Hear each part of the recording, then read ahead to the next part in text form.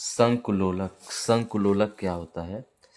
संकुलोलक क्या होता है? जब किसी भारी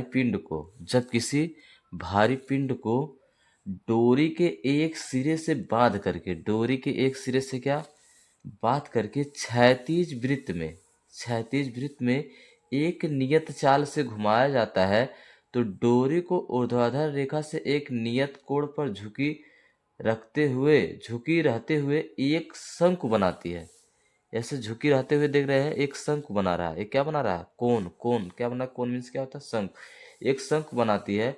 यह समायोजन क्या कहलाता है? शंकुलोलक कहलाता है। यही समायोजन क्या कहलाता है? शंकुलोलक। दिख रहे हैं आप, कौन बना रहा है? ये कुछ इस तरह से गति कर रहा है, ऐसे ऐसे ऐसे। मान लीजिए हमने एक यम द्रव्यमान किसी वस्तु को लटका दिया, तो इसको डोरी है, तो इसको ऐसे कुछ ऐसे गति कर रहा है।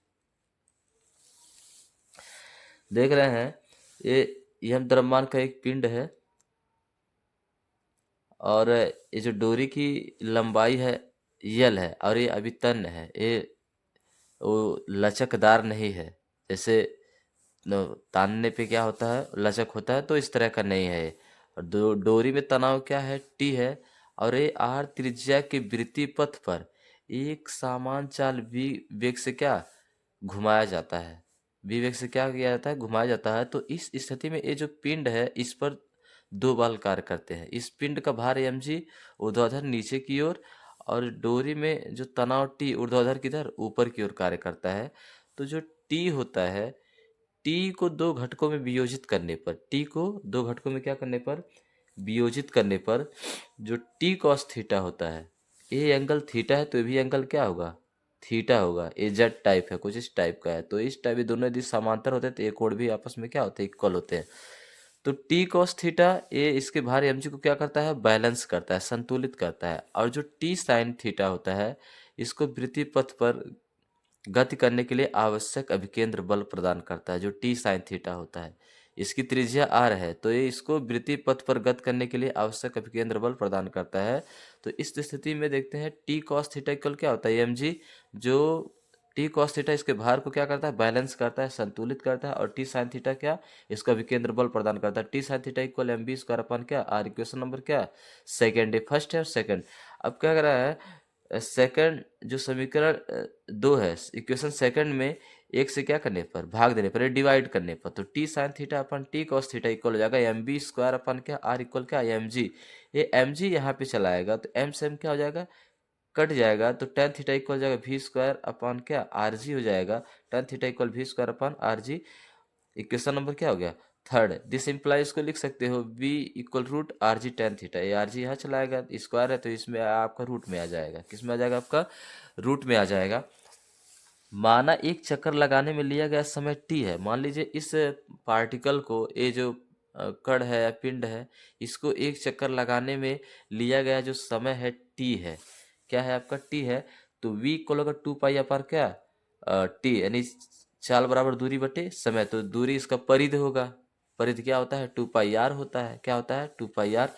तो चाल बराबर दूरी बटे समय, तो परिध पे ही तो चल रहा है, तो टू पाई आर होगा एक चक्कर में। टू पाई आर अपन क्या हो गया? टी। इक्वेशन नंबर क्या? फोर। अब समी इक्वेशन फोर की वैल्यू किस में रखने पर? थ्री में रखने पर। इक्वेशन फोर की जो वैल्यू है इक्वेशन थर्ड में रखने पर, यानी वी की वैल्यू यहाँ पुट करना है, यहाँ पे रखना है। तो टेन थीटा इक्वल हो जाएगा V two pi R upon T का क्या? होल स्क्वायर आर जी।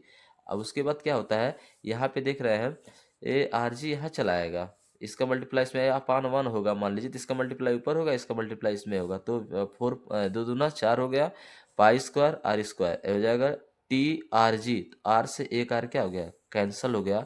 तो टेन थीटा इक्वल हो जाएगा four pi square R upon G T square.